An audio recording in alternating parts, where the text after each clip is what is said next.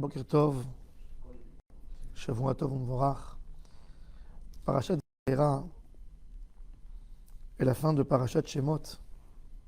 C'est un débat entre Hashem Yitbarach, Akadosh Baruch Hu, et Moshe Rabbeinu alav Shalom.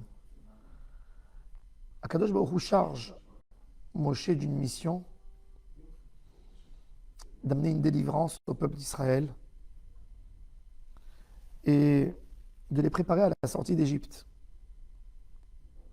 Moshe Rabbeinu, dans son émet à lui, dans sa vérité, dans sa propre vérité, il demande à Kadosh Baruch Hu de le décharger de cette mission. Il dit, je ne suis pas méritant pour faire cette mission. David Amelech, il raconte les fautes de l'âme Israël. Moshe Rabbeinu, il dit, à Kadosh Baruch Hu, il dit, Vaïnasu oti ha'esar pe'amim. 10 fois, il y a eu 10 fautes dans le désert que le peuple d'Israël n'a pas résisté, comme qui est mentionné dans la Mishnah, dans Pirkei Avot. Et Moshe Rabbeinu, d'après son émet à lui d'un homme, il refuse d'aller en Égypte, d'aller devant Paro et d'essayer d'amener une délivrance à Am Israël. Et malgré tout, Kadosh Baruch Hu se met en colère sur Moshe. Il se met en colère sur Moshe et il lui dit,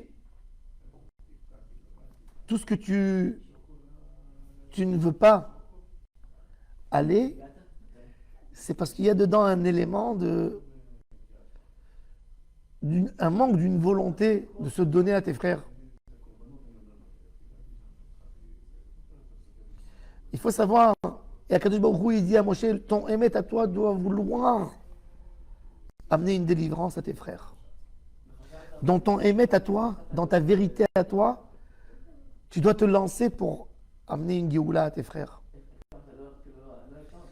Quelque part dans ce débat, ça peut nous montrer à nous tous comment on est loin du émet. Moshe Rabbeinu refuse, pas pour la beauté des mots, pour montrer qu'il est humble, il est tzaddik, il est kadosh, il est tahor. Il comprend les problèmes du peuple d'Israël. La preuve, voilà, il y a eu un premier échec. Kadosh Baruch Hu a envoyé Moshe Rabbeinu. Et Paro a alourdi encore sa charge, son travail, l'esclavage sur le peuple d'Israël. Et Moshe Rabbeinu dit, voilà, tu vois, Kadosh Baruch Hu, je t'ai dit que je n'étais pas la bonne personne qui pouvait bien annoncer une Géoula à Israël. Après, regarde qu'est-ce que Paro il a fait. Me'az bati ledaber bishmecha. Eran la'am hazeh ve'atzel lo etzalta. Tu n'as pas sauvé ton peuple. Donc, je t'ai dit que je n'étais pas valable. Et Akadosh Baruch Hu se met en colère sur Moshe. C'est-à-dire qu'Akadosh Baruch Hu montre à Moshe Rabbeinu alav Shalom, tu es encore loin de mon émet. Toute la avodat Hashem du juif, c'est d'essayer d'atteindre le niveau du émet, pas rien que ton émet, comme tu le vois, le émet d'Hachem, parce qu'il faut savoir que notre émet à nous, beaucoup de fois, il est tordu. On va donner quelques exemples d'un émet tordu. Les anges, quand Moshe Rabbeinu est monté en haut pour prendre la Torah, pour donner la Torah à Israël, les anges, ils ont dit à Kadosh Baruch Hu, qu'est-ce que tu donnes la Torah à ces enfants d'Israël qui vont te mettre en colère? Ma enosh ki tizkirenu, ben adam ki tifkedenu. Les hommes vont t'embêter avec la Torah, ils vont contredire ce que tu as dit. Et Akadosh Baruch Hu n'a pas accepté cet argument des Malachim, même qu'il était quelque part vrai. Parce que cet argument de se émettre des Malachim, de faire sortir cet argument, ça sortait d'une jalousie qu'eux, ils ne voulaient pas qu'Akadosh Baruch Hu donne la Torah à Israël. C'est exactement le même argument que les explorateurs ont dit. Les explorateurs, chacun voit son émet. Comme on dit en français, chacun voit midi à sa porte. Les explorateurs, ils sont venus salir la réputation d'Eretz Israël parce qu'ils étaient convaincus que c'est dangereux pour leurs frères de venir en Israël. Il va y avoir des guerres, il y a des géants, il y a des monstres. C'est une terre qui mange ses habitants. Dans leur émet à eux, eux, ils ont vu des morts. Eux, ils ont vu un pays qui enterre ses morts. Ils ont vu qu'il y avait une pandémie en Israël. Mais ils ont vu d'autre part aussi qu'il y avait des géants dangereux en Israël. Donc ils sont venus, ils ont raconté un message à leurs frères. Attention, ne montez pas en Eretz Israël. Datan et Aviram, quand ils ont vu Moshe Rabbeinu en Égypte avec Aaron, qu'ils allaient dans les chantiers pour renforcer Am Israël, pour leur donner un espoir de Géoula, il leur disait que Dieu vous punisse sur le mal, vous êtes des faux messies, vous nous amenez un message messianique qui va détruire le peuple d'Israël et qui va alourdir encore plus leur travail. Et chacun, il a son émet. Mais chacun a son émet quand on écoute nos cœurs.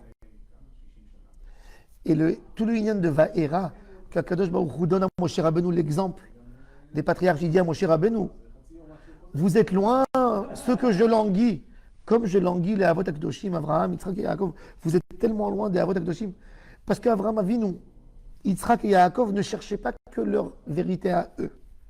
Ils cherchaient le Emet d'Hachem. C'est-à-dire une annulation totale pour écouter le Emet d'Hachem Yitbarach. On a besoin d'un Emet Shlema d'Akadosh Baruch Hu. Ça, c'est la Avodat Hachem qu'on a à s'investir.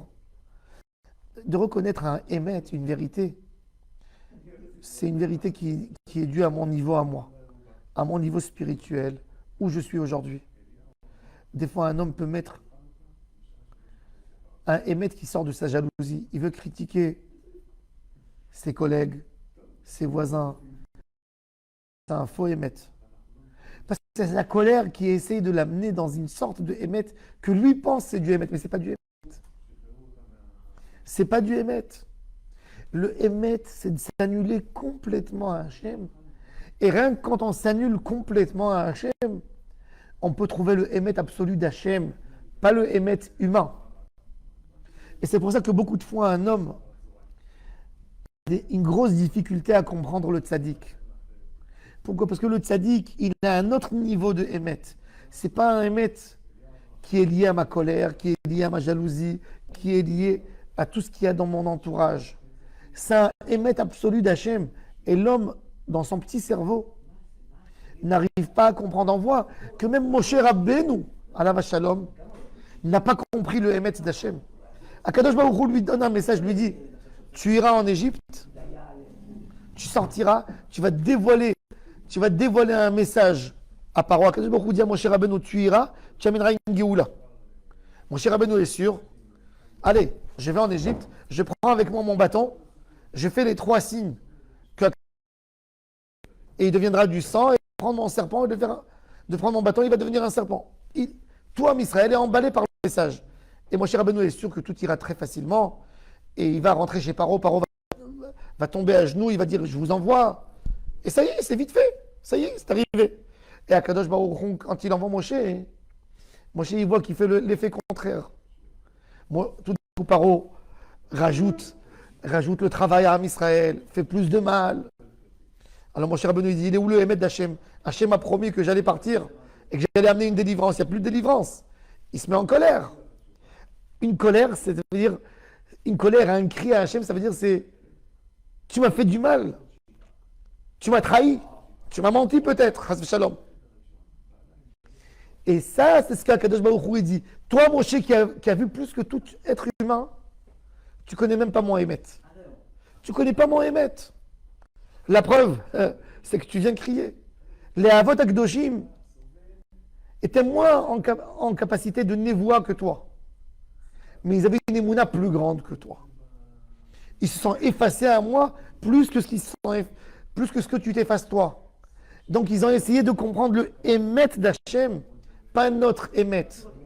Il faut savoir que toutes les questions qu'un homme a sur Akadosh Baruch Hu dans sa vie, et il se dit, c'est mon Emet qui me fait poser mes questions, c'est ton Emet que tu vois. C'est pas le vrai Emet, le Emet absolu qu'Akadosh Baruch Hu a mis dans la nature, dans la... Akadosh Baruch Hu, montre-moi les générations à venir. Akadosh Baruch Hu lui a montré Rabbi Akiva. Il a dit, montre-moi comment il finit sa vie. Il a vu qu'il finissait sa vie avec les Romains qui le tuaient. Alors il dit à Akadosh Baruch Hu, c'est ça la Torah, et c'est ça son salaire. C'est ça le mérite de la Torah. C'est ça le mérite de la Torah, il ne couvre pas Rabbi Akiva. Et Akadosh Baruch Hu a dit à Moshe Rabbeinu, tais-toi. Pourquoi? Parce que tu ne pourras jamais comprendre le émet d'Hachem. C'est dans ton émet à toi d'un homme, quand tu vois quelqu'un qui est étudié et qui souffre, ça te pose une question. Mais chez Akadosh Baruch Hu, c'est autre chose, c'est un autre compte. Et pour vraiment avoir une vraie délivrance, il faut s'effacer au émet d'Hachem et se taire. Voir les choses et accepter les choses comme elles sont. Et d'avoir une émouna pshuta. C'est ce qu'Akadosh Baruch Hu a dit à Moshe. Et ça, c'est le début de Parashat Vayera. Vayera el Avot. Akadosh Baruch Hu dit à Moshe, Chaval al de avdin vela mishtakrin. Dommage sur ces tzadikim qu'il n'y a plus des exemples comme eux qui se sont effacés complètement au message d'Hachem. Avram Avinu. Hachem lui dit, tu auras des enfants. Il quitte son pays natal. Quand il va avoir Yitzhak, à l'âge de 100 ans, 25 ans plus tard, quand il est tellement vieux, quand il a perdu tout espoir normalement. Mais pourquoi? Parce qu'il a, lui, jamais il a perdu sa foi en Hachem. Il n'a jamais posé une question. Il n'a jamais eu une rancune. Pourquoi? Parce qu'il était tellement attaché dans le émet d'Hachem. Il a dit